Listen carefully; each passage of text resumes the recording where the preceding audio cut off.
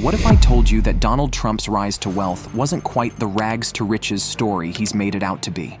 In this video, we'll get deep into the real story behind Donald Trump's fortune, from his early days in Queens, New York, to his ventures in real estate, casinos, and beyond.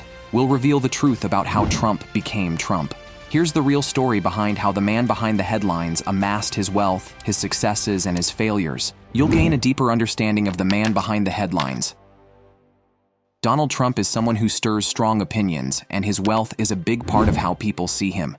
He's often talked about his success as a self-made billionaire, saying he began with just $1 million loan from his dad.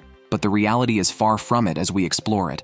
The tale of Donald Trump's riches begins way back, almost 100 years ago, with his dad, Fred Trump. Fred was a real hustler, having to fend for himself from a young age after losing his own father at 12. He found his calling in construction and had already put up his first house by the time he hit 20. Fred's timing couldn't have been better. Back then, President Roosevelt had just rolled out the New Deal, which was all about pushing residential construction by giving out cheap loans and subsidies. Fred was all over it. From the 1930s onward, the U.S. kept dishing out housing perks, first with the New Deal, then with military housing during World War II, and later with the GI Bill that fueled a massive post-war housing boom. Over the course of 3 decades, Fred Trump saw his wealth soar as the American home ownership rate shot up by 20%. A big chunk of his riches came from the hefty sums he received from the government. In 1949, for instance, the FHA handed him a whopping $26 million loan to construct 2 apartment complexes in Brooklyn, Shore Haven and Beach Haven.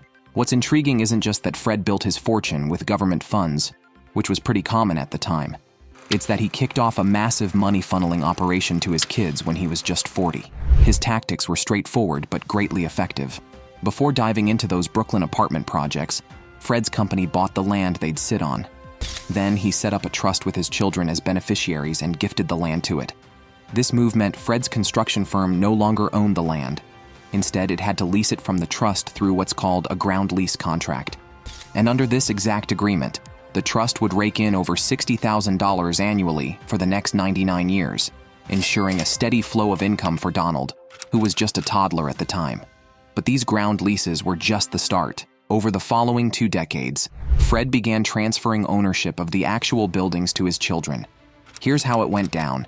Fred would buy a piece of land using an empty corporation, construct apartments on it using government funds, and then gift the shares of that company directly to his children. It's not a super complex setup, but it does come with a hefty gift tax.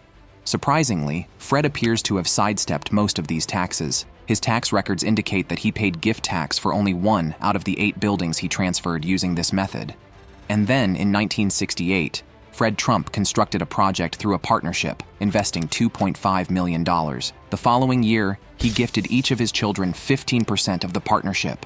Doing the math, the gift tax should have amounted to nearly $100K, but he only paid around $6.5 grand. But Fred, who was securing the future of his children, had to face tax scrutiny from New York State multiple times in the 1950s and 1960s for underpaying his taxes. Despite these tax issues, Fred seemed to have no trouble securing millions in subsidies, likely thanks to his political connections. During this time, he undertook his most significant project, Trump Village, which received $50 million from the state of New York. Eventually, Fred would pass this project down to Donald through questionable means, but that's a story for later. After graduating college in 1968, Donald joined his father's business, and that's when the wealth transfer really took off. In 1972, Donald and Fred formed a partnership to obtain an $8 million loan for building Prospect Tower. Interestingly, although Fred handled most of the work, a majority of the profits ended up in Donald's pockets. Besides his share from the partnership, Donald was also receiving consultancy and management fees, as well as a portion of what tenants paid for renting air conditioners. By 1975, he was raking in over $300K per year just from that one building. When you add up all his other income sources, by the time he hit 29, he had pocketed a cool $9 million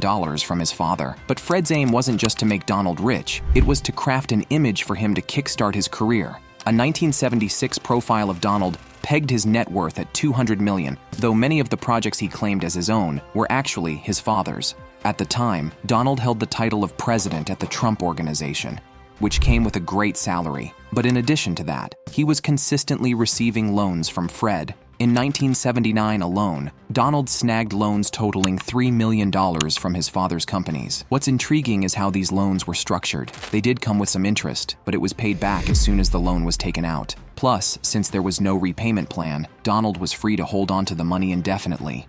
As Donald dove into his first major project in Manhattan, revamping the Commodore Hotel into the Grand Hyatt from 1979 to 1980, he found himself awash in loans. These same loans popped up again when he took on the Trump Tower project from 1980 to 1983. Meanwhile, Fred was up to something else for his kids. He set up multiple trusts and used them to buy up mortgages for at least 14 of his properties. Then, he transferred these mortgages to the trusts, with Donald and his siblings as beneficiaries. Essentially, during the 80s, Donald became his father's banker. Even though he wasn't actually doling out mortgage loans, he was pocketing the interest payments. By the late 1980s, these methods had funneled almost $50 million to Donald from his dad's business empire. But instead of playing it safe, Donald opted to take even bigger gambles. In 1988, he dropped over $400 million on the Plaza Hotel, and the next year, he splurged more than $350 million on Eastern Airlines, rebranding it as Trump Shuttle. Of course, Donald's most famous move was getting into the casino game in Atlantic City. While the ins and outs of that venture could fill a whole video, what really matters is that when Donald's casinos started going south in the early 1990s, Fred came to the rescue. He personally handed over millions to keep Donald's casinos afloat, staving off default on their debts until bankruptcy proceedings could buy them some time to restructure. For instance, Fred's personal income shot up dramatically to $50 million, resulting in a hefty tax bill of $12 million. But during this period, he didn't make any big debt payments or charitable donations. Knowing Fred's thrifty nature, it's unlikely he'd willingly fork over that much in taxes without a good reason. So, where did all that money go? Around the same time, one of Fred's employees made an odd move. They visited the Trump Castle Casino, bought $335 million worth of casino chips, and left without placing any bets. Another tactic Fred employed was buying stakes in Donald's properties and then selling them back to him at a loss a few years later. In 1987, for instance, Fred purchased a 7.5% stake in Trump Palace, a 55-story building in Manhattan, for over $15 million. But just 4 years later, he sold back his entire stake for a mere $10,000, claiming the business was failing, despite evidence to the contrary. In fact, that same year, Trump Palace sold 57 condos for over $50 million in total. However, in the early 1990s, Fred's health began to decline, and he started showing signs of dementia. With the majority of his wealth still in his possession, he wanted to transfer everything he had left to his children without paying estate taxes upon his death. In 1992, his children established a maintenance company, which immediately became the subcontractor for all of Fred's buildings. All the millions Fred's properties spent on repairs and improvements started flowing through this one company, and they tacked on hefty markups. Over the next few years, the costs for Fred's empire skyrocketed. For instance, at Beach Haven, trash compacting services saw a whopping 64% price hike, janitorial supplies doubled in price, and plumbing costs surged by 120%. In 1994, Donald and his siblings also took over as managers of Fred's buildings, further draining cash from his empire. By 1999, the methods Fred devised were churning out $2.2 million in income per year for each of his children. When the time came to transfer the properties themselves, the key concern was the valuation of the buildings. To ensure they got the best deal possible, Donald and his siblings enlisted the help of a notorious real estate appraiser. Through various strategies, Fred managed to dramatically reduce the price of 25 apartment complexes, totaling 7,000 units, to just $40 million. One particularly amusing approach involved devaluing 2 buildings in Trump Village to the point of showing a negative value. Like in 1992, Fred removed these buildings from an affordable housing program to raise rents. But in doing so, he lost a tax exemption they had under that program. This led to a one-time accounting charge that, if considered in the valuation, made the buildings appear unprofitable, even though they were actually making money. Ultimately, the entire process of transferring Fred's real estate empire cost him $20 million.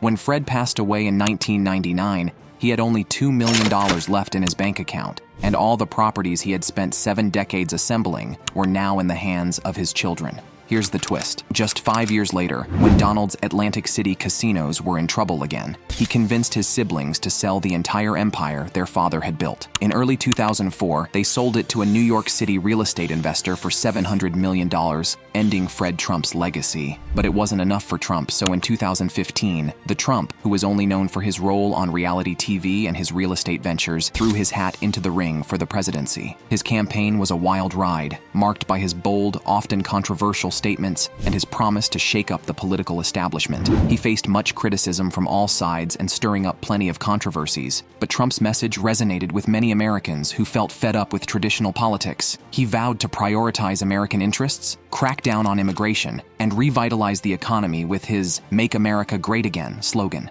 To everyone's surprise, Trump snagged the Republican nomination and squared off against Hillary Clinton in the 2016 election. Even though he trailed in the polls and faced fierce opposition, he managed to win over crucial swing states and secure victory in the Electoral College, although he lost the popular vote. His presidency has been a roller coaster, with supporters applauding his efforts to boost the economy, cut taxes, and appoint conservative judges, while others criticized him for the chaos he caused. But that's a story for another day, as his peculiar personality and presidency will continue to be analyzed and debated for years to come.